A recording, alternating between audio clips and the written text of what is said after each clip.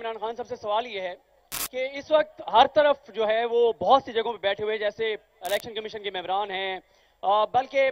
بہت سی جگہوں پہ بیٹھی ہوئی بہت سی شخصیات بہت سے اداروں کو یہ لگتا ہے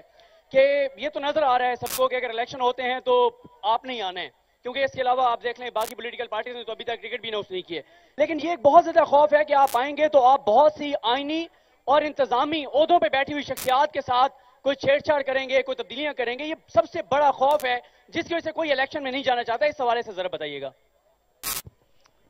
دیکھیں صدیق پہلے تو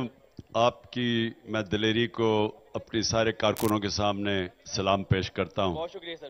جس طرح آپ کو اٹھایا گیا اور صرف اس لیے کہ آپ میں وہ جرت ہے سچ بولنے کی اور سٹینڈ لینے کی اور اس کے لیے آپ کو انہوں نے کوشش کی ڈرانے دھمکانے کی جو ان کا طریقہ ہے وہ جو کالی ویگو آ جاتی ہے اور اس کے بعد اٹھا لیتے ہیں رات کو دیکھیں میں سارے سسٹمز دنیا کے دیکھے ہوئے ہیں کامیاب سسٹم وہ ہیں جدھر ادارے مضبوط ہیں ادارے تب مضبوط ہوتے ہیں جب اداروں کے اندر میریٹوکریسی ہوتی ہے اور اداروں کے اندر انٹرفیرنس نہیں ہوتی تو یہ بڑی غلط فہمی ہے لوگوں کی کہ جی آ کے تو پتہ نہیں میں کیا کر دوں گا ہم ادارے مضبوط کریں گے سارے ادارے ہیں یعنی عدلیہ کا ادارہ ہے فوج کا ادارہ ہے بیوروکریسی ہے پولیس ہے ان سارے اداروں کو جتنا آپ مضبوط کریں گے اتنا بہتر ملک چلے گا اور یہ غلط فہمی ہے لوگوں کی کہ جی آ کے کوئی عمران خان بڑے بدلے لے گا ہوئے تو بڑے بڑے غلط کام ہیں ہمارے دور میں جو ایک سال میں ہمارے لوگوں کے اوپر انہوں نے ظلم کیے وہ تو بہت ہے لیکن میں آج آپ کو واضح کر دوں کہ ہم نے کوئی بدلے نہیں لینے لیکن ہم نے انصاف قائم کرنا ہے ہم نے قانون کی بالادستی قائم کرنی ہے ہم نے رول آف لا قائم کرنا ہے ہم وہ پارٹی ہے جو اپنی ذات کے لیے پالیٹکس نہیں کر رہی ہم نے یہ ملک کو یہ جو جس دلدل میں پھنس گیا ملک اس کو نکالنے کے لیے صرف ایک طریقہ ہے کہ پاکستان میں جو میں آپ کو حقیقی آزادی کی بات کرتا ہوں حقیقی آزادی آتی کیسے ہے جب لوگوں کو انصاف ملتا ہے جب ان کے جو فنڈامنٹل رائٹس ہیں بنیادی حقوق کو ان کے انصاف کا نظام اس کی تحفظ کرتا ہے لوگ آزاد ہو جاتے ہیں تو یہ سب سے زیادہ ضرورت پاکستان میں یہ نہیں بدلے لینے کی پاکستان میں رول آف لا قائم کرنے کا قانون سے اوپر کوئی نہ ہو کوئی آ کے ملک چوری کرے اور کیونکہ وہ طاقتور ہے وہ این آر او نہ لے لے اپنی ساری چوری معاف کروا لے کیونکہ وہ طاقتور ہے یہ سسٹم کے خلاف ہماری جنگ ہے اور یہی میری تحریک آج سے 27 سال پہلے تھی کہ انصاف کی تحریک مطلب رول آف لا تو ہمارا تو یہ مقصد ہے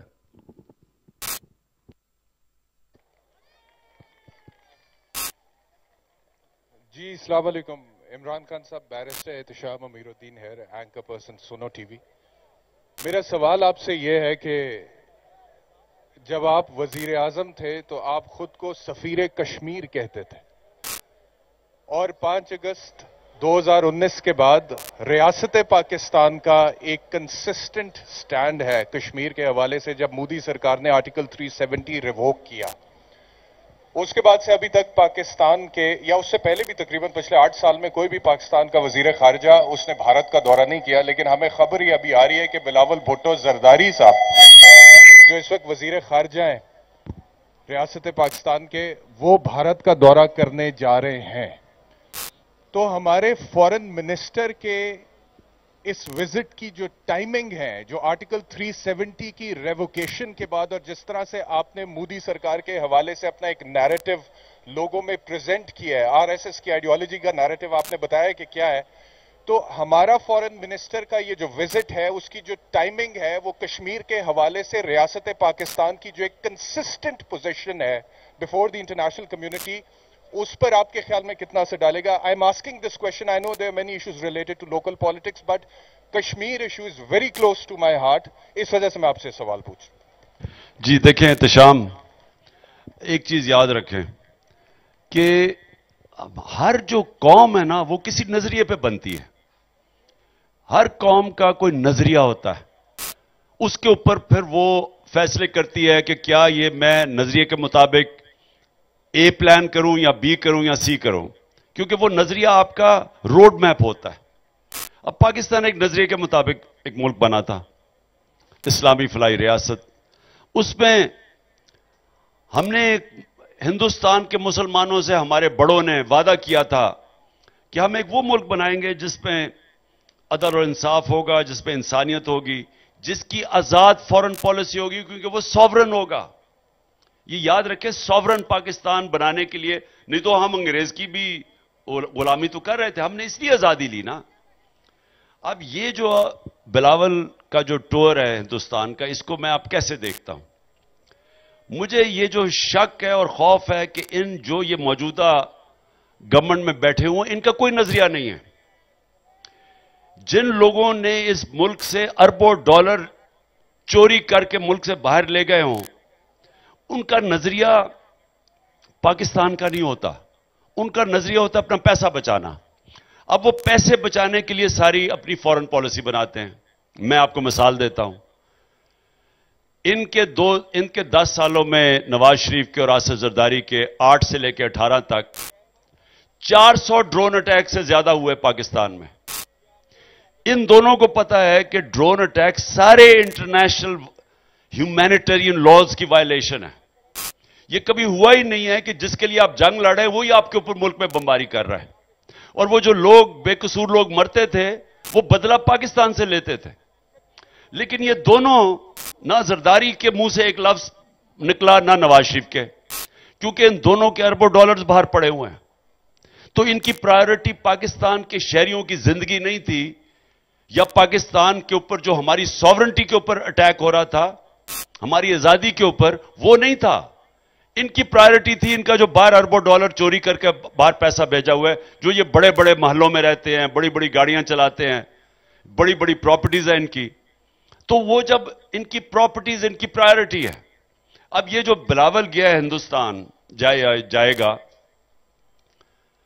हमने क्यों, मैं तो हिंदुस्तान इन सबसे बेहतर जानता हूं। हिंदुस्तान में मुझे लोग सबसे, किसी पाकिस्तानी को शायद इतना नहीं जानते जितना मुझे जानते हैं। लेकिन मैंने क्यों 5 अगस्त के बाद फैसला किया कि हमने सारे ताल्लुकात तोड़ने हैं हिंदुस्तान से? क्योंकि उन्होंने इंटरनेशनल लॉज की वायलेशन की, यूनाइटेड नेशन सिक्योरिटी काउंसिल की वायलेशन करके उन्होंने कश्मीरियों की स्टेटहुड ले ली, और फिर उनके ऊपर जुल्म किया, उनके ऊपर कर्फ्यू लगा दिया, उनको एक ओपन जेल के अंदर डाल दिया। तो अगर उनकी कश्मीरियों की 1 लाख से ज्यादा उनकी कुर्बानियां शहादतें हैं, और हम उसके बाद उसको भूल के, क्योंकि इनके पैसे बाहर पड़े हुए हैं और ये हिंदुस्तान को खुश करना चाहते हैं, क्योंकि हिंदुस्तान से अमेरिका खुश हो जाएगा, इसलिए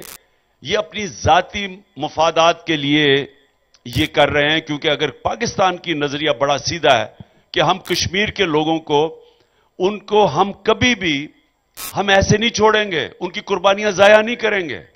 हमारा तो सिर्फ यह मसला है, हिंदुस्तान आज स्टेटहुड वापस ले ले कश्मीर का, हम उनसे नॉर्मल दोस्ती करने के लिए तैयार हैं। लेकिन आप ये नहीं कर सकते कि कश्मीरियों की कुर्बानियों को जाया करके सिर्फ अपने इंटरेस्ट, जाती इंटरेस्ट के लिए आप हिंदुस्तान से नॉर्मलाइजेशन की तरफ चले जाएं।